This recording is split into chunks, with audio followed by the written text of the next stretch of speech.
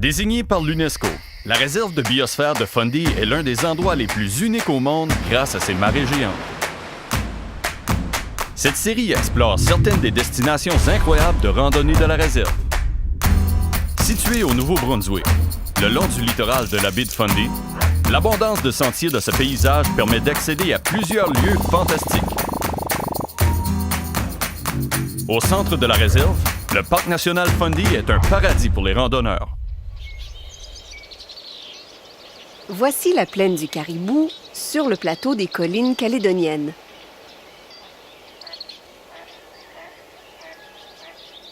Ce paysage joue un rôle important quant à la gestion des eaux dans l'ensemble du bassin. Les tourbières ont été formées de façon naturelle, surtout grâce aux rongeurs présents dans les marais. Ce rongeur doit se défendre contre les lynx, coyotes et ours. Il a trouvé une façon ingénieuse de s'y prendre. Le castor nord-américain protège sa famille en creusant un canal.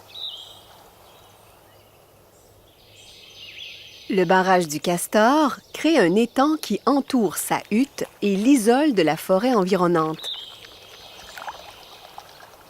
Les castors ne peuvent pas faire compétition avec leurs prédateurs sur terre, mais dans l'eau, ils sont très agiles. Ce canal sert aussi de garde-manger. Au printemps, les castors recueillent des branches d'arbres et les stockent au fond de l'étang. Cela empêche leur nourriture, l'écorce d'arbres, de geler. Ils peuvent ainsi garder assez de branches en réserve pour l'hiver. Malgré les prouesses du castor, le paysage peut changer au fil du temps et on n'en retrouve plus dans cet étang. Le faible courant des eaux de l'étang a favorisé l'accumulation de sédiments. L'étang s'est ainsi rempli de vases, feuilles et bois morts. Les castors sont partis. Des plantes ont colonisé les eaux peu profondes, transformant le tout en un marais.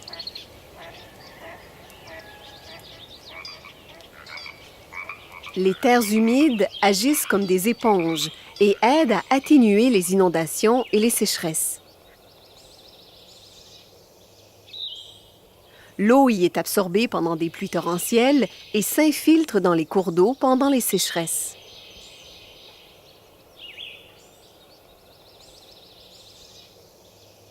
Au printemps, de nombreuses plantes à fleurs éphémères, telles que les trilles rouges et les érythrones, bordent le sentier. Ces fleurs sont dites éphémères parce qu'elles éclosent, fleurissent et se transforment en graines avant que la voûte forestière ne se couvre de feuilles. La sphaigne domine cet endroit mousseux et, tout comme les marais, elle joue un rôle important dans la gestion des eaux. Étant donné que la sphaigne peut absorber 20 fois son poids en eau, elle permet à la tourbière d'absorber la pluie et de la libérer lentement. Une nouvelle couche de mousse d'une épaisseur d'1 centimètre pousse chaque année. Les couches s'accumulent pour former de la tourbe. Une couche de sphaigne se compacte pour former une couche d'une épaisseur d'1 millimètre. La tourbière de la plaine du Caribou a plus de 3 mètres d'épaisseur. Elle existe depuis plus de 3000 ans. Les tourbières sont des milieux acides et pauvres en nutriments que seules certaines espèces peuvent tolérer. Ces mélèzes larissins peuvent s'enraciner dans la tourbe, mais puisqu'elle est loin de présenter des conditions idéales, ils poussent lentement. Certains de ces tout petits arbres ont 40 ans.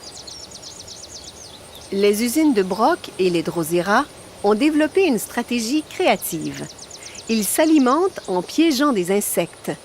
La Sarracénie pourpre noie ses victimes dans son nectar et le Drosera capture les insectes dans ses tentacules collants.